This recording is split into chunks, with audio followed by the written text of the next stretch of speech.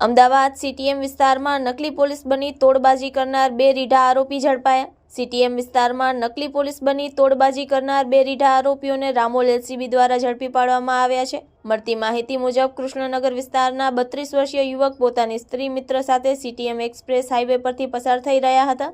તે સમયે બાઇક પર આવેલા યાસીન ઉર્ફે પપૈયો અને બીડુ નામના બે શખ્સોએ તેમને રોકી પોલીસ હોવાનું જણાવી પૂછપરછ શરૂ કરી હતી।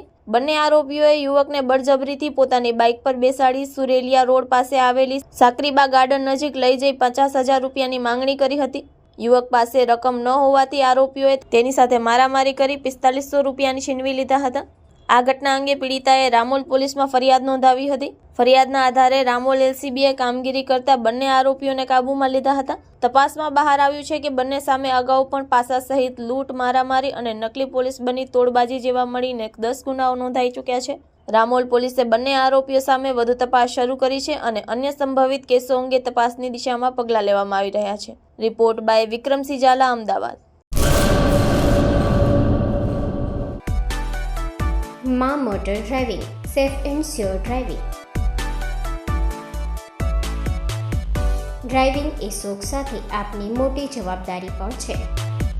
અમારા ઇન્સ્ટ્રક્ટર દ્વારા સચોટ અને સરળ માર્ગદર્શન આપની રોજની તાલીમની માહિતી મેળવીને શું અધુરાશ છે એના ઉપર પૂરું ફોકસ કરાય છે।